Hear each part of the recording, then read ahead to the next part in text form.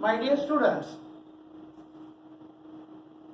you have crossed a milestone with the understanding of numbers and its usages. Here, here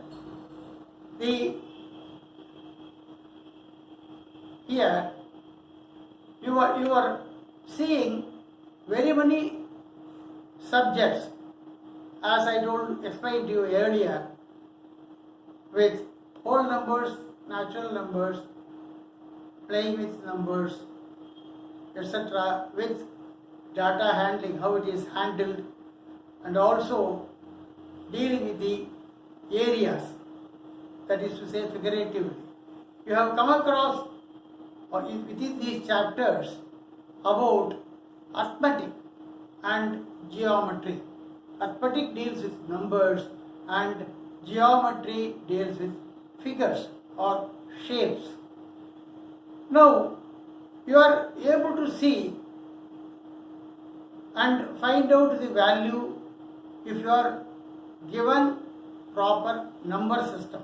For example, you are given 5 plus 7, you immediately say it is 12.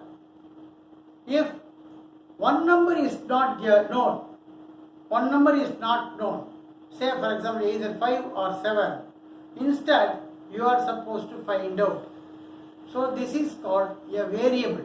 You are going to find out the solutions by using the variables instead of numbers, which is hitherto seen and used in solving problems, working in exercises. You are now seeing this with the usage of variables. These variables will have an important thing because numbers are all used to a certain extent, but variable with no specific value, it will go to any extent as you need.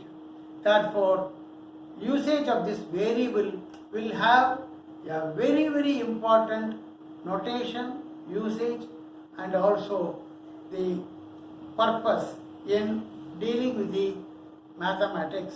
So this particular observation and the usage is derived at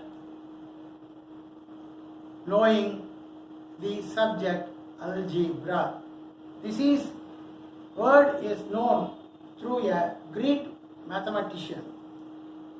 So now we will be seeing what is this algebra. We have already explained this is something like unknown, that is a variable with no fixed figure. It can be explained with some examples. Now, normally it is a practice to explain by writing some English alphabets. Suppose you are forming letters. You see I, the letter I. You think I is the one particular matchstick or a small stick. You are using only one. Suppose you form L. You want to make this I into L. How many matchsticks you are going to use? One on the straight vertical, another on the horizontal.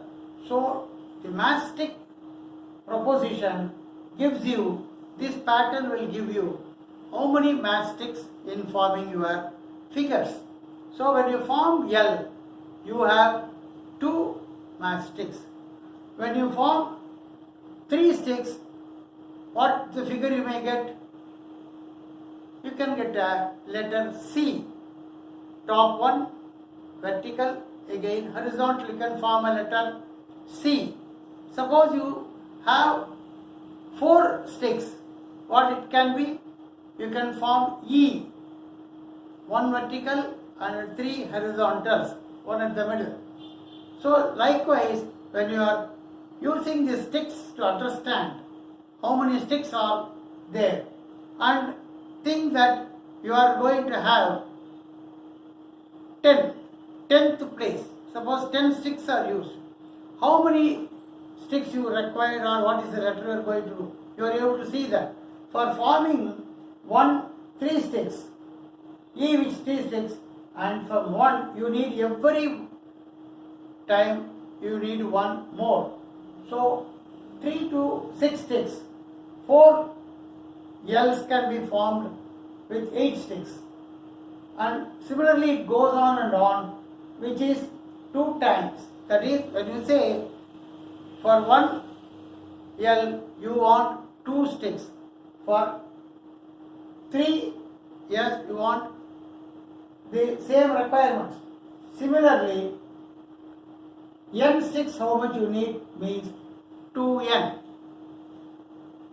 So this is how the matchstick pattern is being explained to make the subject algebra understood properly.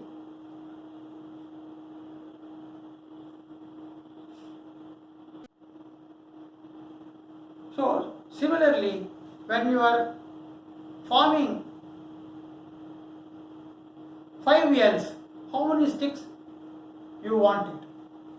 So when forming 5 L's, you need 10 sticks. It means for 10 sticks, you need 5. So number you don't know.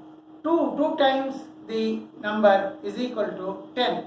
Therefore, 2 times n, in the nth time, you want 2 into n is equal to 10, means you are able to get the value for n. So this is how a variable is getting answered, and it's called a solution.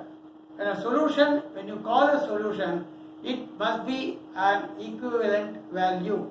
2n is equal to 12 means it is a solution where n can be found out. Whereas if 2n is greater than 10, you may not be able to say this is an equivalent, because greater than means anything above that number. There is no fixed value. So when there is a fixed value, then only the equation can be found out and the value of a variable can be obtained. This is how a variable and its value is worked out and the value is found out.